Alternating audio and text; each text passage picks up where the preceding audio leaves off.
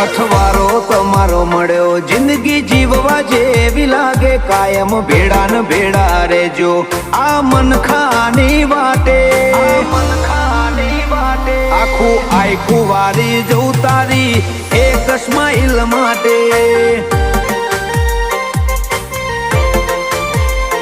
ઓશો બીજું કોઈ નહીં એક તમને જોવા માંગે અમને રતી ના પોહાય તમને ઠેહ પણ જો વાગે આખું આખું વારી જવું તમારી એક સ્માઈલ માટે